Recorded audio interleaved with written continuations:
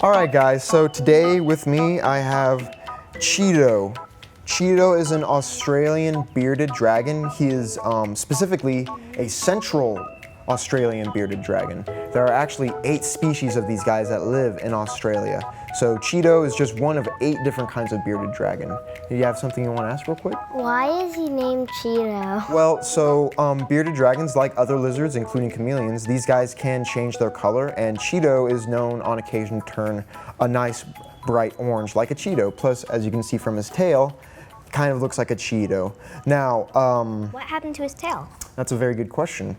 Unlike other lizards who can drop their tails to escape from predators, bearded dragons don't normally do that. In fact, they use their tails as weapons. They will whip around and whip predators and other bearded dragons with their tails.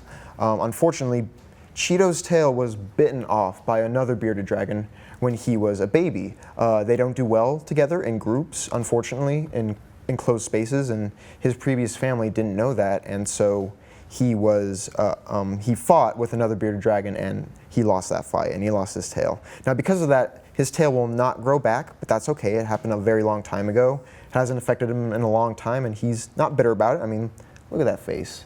He's not bitter about anything. Now, y'all can pet his back. You'll notice he's pretty rough. You can touch his tail, too, since it won't fall off. Why can't you just turn him orange? Well, so bearded dragons and other lizards can change color, but they don't do it on command. Like, I can't train him to change a color, and they don't do it to camouflage. So a big thing in the media is that we think chameleons and other lizards change their colors to blend in with the trees or a rock or whatever. So you would think I could put him on the ground and he would change to the color of the carpet, but that isn't how their color changing ability works.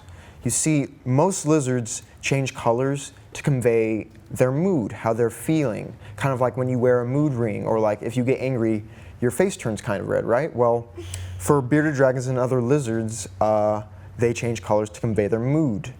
So if he were angry or upset, he might turn a very dark color or a very bright color. And they do the same thing when they want to fight other bearded dragons or when they want to get girlfriends, like of other bearded dragons. They also change their colors to regulate their body temperature. So you know how if it gets really cold, right, you're going to put on a sweater, right? Well, these bearded dragons and other lizards like that change color to cool down or to warm up. So if it's hot outside, like really hot, even for a bearded dragon who lives in Australia, he's going to turn bright colors, because bright colors reflect heat and light off, right? Just like we wear bright colors when it's hot outside, right? You don't want to be wearing black and gray when it's, really, really hot out. Just the same, if it's really cold out, he's going to turn dark colors, because dark colors like gray and black absorb more heat. So those are the main reasons why bearded dragons and other lizards change their colors. So they can show us how they're feeling, and so they can regulate their body temperature. What is he feeling right now? I think Cheeto's more or less calm, because he's not bright or dark. Plus, bearded dragons specifically, when they are feeling threatened, you're not going anywhere, Cheeto. When they're feeling threatened, they will puff up this sack under their chin, and it will turn pitch black. That is why they are called bearded dragons.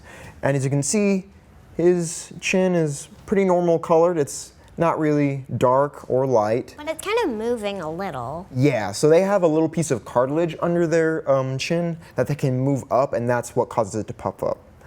They also use it for swallowing and all that stuff. But yeah, so he's feeling fine right now. He's used to doing stuff like this. He's a real natural fella. All right. He just wants to walk around. Yeah, he just wants to walk around, but I can't let you, big guy. Now, do you have any questions about Cheeto? No, nothing? Well, something real quick that we'll talk about is that even though alligators and crocodiles look a whole lot like lizards, they aren't. The biggest lizard in the world is the Komodo dragon. But alligators and crocodiles are not related to lizards. In fact, lizards are more closely related to snakes than they are to alligators and crocodiles, which is kind of crazy because, right, snakes don't have legs. Alligators and crocodiles do, but snakes don't. It's kind of weird, right? But that's just how it works. They're closely related. All right, anything else? What kind, why does he have hard scales? Hard scales? So Just like a turtle's shell and like our fingernails and our hair, their scales are made of keratin and they're there for protection. In his case, you know, he lives in the desert. It's harsh there, it's rough. You need nice, tough, rough scales if you're gonna live in a place like that. So that is why Cheeto has some really rough scales, though other lizards have smooth scales. And some lizards have no scales, they just have skin. But when you live in the wild, that's not a good thing to have. So normally, most lizards have scales. It's protection, just like an armadillo shell or turtle shells, right? Okay, anything else? All right then, well you can catch us next time on The Pack.